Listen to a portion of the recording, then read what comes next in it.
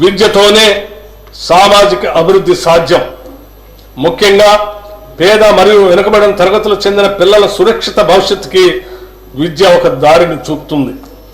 ఇది ప్రగాఢంగా నమ్మిన UPA chairperson నాటి శ్రీమతి సోనియా గాంధీ గారు మరియు ఆనాటి భారత ప్రధాని దివంగత డాక్టర్ మన్మోహన్ సింగ్ గారి నాయకత్వంలో ఉచిత విద్యా హక్కు చట్టం 2009లో చేశారు. ప్రస్తుతం తెలంగాణలో 1023 ప్రభుత్వ రెసిడెన్షియల్ పాఠశాలలు ఉండగా వీటిలో 662 పాఠశాలలకు సొంత భవనాలు లేవు. అనేక గురుకులాలు అరకొర సౌకర్యాలున్న భవనాల్లో వందలాది మంది విద్యార్థులతో సరైన టాయిలెట్ సదుపాయం కూడా లేకుండా నడుస్తున్నాయి. వర్గాల వారీగా ప్రత్యేక రెసిడెన్షియల్ స్కూల్స్ ఉన్నప్పటికీ వాటి మధ్య విద్యా ప్రమాణాల విషయంలో మౌలిక వసతుల విషయంలో సారూప్యత లేదు. ప్రపంచవ్యాప్తంగా విద్యా వ్యవస్థలో పెను మార్పులు చోటు చేసుకున్నప్పటికీ మన ప్రభుత్వ పాఠశాలలు దశాబ్దాల కాలం వెనుకబడి ఉన్నాయి.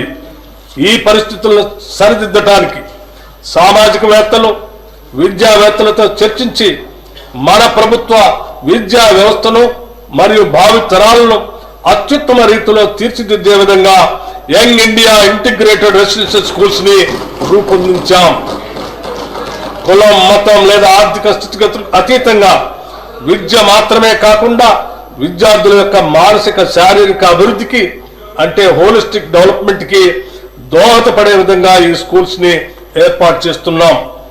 ఈ పాఠశాలలో ఎస్సీ, ఎస్టీ, బీసీ, మైనారిటీలతో పాటు ఇతర వర్గాలకు చెందిన విద్యార్థులు ఒకే గొడుగు కిందకు తెచ్చి సమాన విద్యా అవకాశాలను కల్పించడం ఒక గొప్ప సామాజిక ఐక్యతకు పునాది అవుతుంది.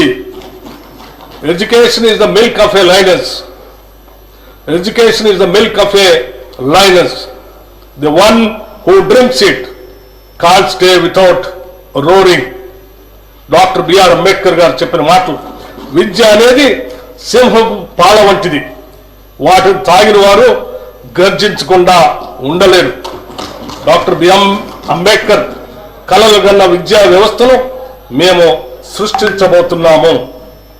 దీనికోసమే రాష్ట్ర వ్యాప్తంగా ఒకేసారి 58 యంగ్ ఇండియా ఇంటిగ్రేటెడ్ రెసిడెన్షియల్ పాఠశాలల నిర్మాణానికి 11,600 కోట్ల రూపాయల అనుమతులు మంజూరు చేయటం జరిగింది. మేము తీసుకున్న ఈ నిర్ణయం ఒక చారిత్రాత్మకం. ప్రతి నియోజకవర్గంలో కనీసం ఒక ఇండియా రెసిడెన్షియల్ స్కూల్ ని ప్రారంభిస్తాం. ఈ ఇంటిగ్రేటెడ్ స్కూల్స్ 20 నుంచి 25 ఎకరాల విస్తీర్ణంలో నిర్మించబడతాయి. విద్యారంగంలో వస్తున్న మార్పులకి అనుగుణంగా ఆధునిక వసతులతో ప్రైవేటు పాఠశాలకు దీటైన విద్యను అందించేందుకు వీటిని అభివృద్ధి చేస్తున్నాం. ఆడిటోరియాలు, dining halls, digital classrooms, క్రీడా మైదానాలు, క్రికెట్ మరియు ఫుట్బాల్ గ్రౌండ్స్ లాంటి ఆధునిక సదుపాయాలు అందుబాటులో ఉంటాయి. విద్యార్థుల నిరంతర పర్యవేక్షణకు వీలుగా ఈ పాఠశాల ప్రాంగణాల్లోనే బోధనా సిబ్బందికి నివాస సముదాయాలు కూడా ఏర్పాటు చేస్తున్నాం. ఈ స్కూళ్లలో పవన మరియు సౌరశక్తిని విరివిగా వినియోగిస్తాం. ఈ స్కూళ్లలోని విద్యార్థులకు వసతి, భోజనం, యూనిఫామ్లు, నోటు మరియు పాఠ్య పుస్తకాలు మరియు ఇతర ఆవశ్యక వస్తువులన్నీ ఉచితంగా అందించబడతాయి. పాఠ్యాంశంతో పాటు వీరికి ఐఐటి, జీ, నీట్ మరియు ఇతర పోటీ పరీక్షలకు సన్నద్ధం చేసేందుకు ప్రత్యేక శిక్షణ ఇవ్వబడుతుంది. విద్యతో పాటు శారీరక మరియు మానసిక దృఢత్వానికి అవసరమైన క్రీడలు, కళలు, పోటీలకు సమాన ప్రాధాన్యత ఉంటుంది. రాష్ట్ర వ్యాప్తంగా పాఠశాలలు ప్రారంభం అయ్యే రోజే విద్యార్థులందరికీ పాఠ్య పుస్తకాలను, యూనిఫామ్లు అందజేస్తున్నాం. ప్రభుత్వ విద్యా సంస్థలన్నింటికీ ఉచిత విద్యుత్ సరఫరాని అందిస్తున్నాం. త్వరలో రాష్ట్రంలోని అన్ని పాఠశాలలకు గ్రీన్ విద్యుత్ని అందిస్తాం.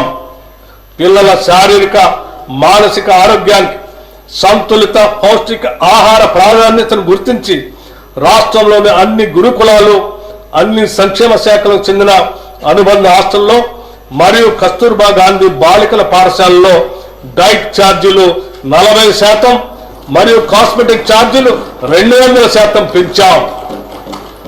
ఈ పెంపు వల్ల తెలంగాణ వ్యాప్తంగా 7.66 లక్షల మంది విద్యార్థులకి లబ్ధి చేకూరుతుంది.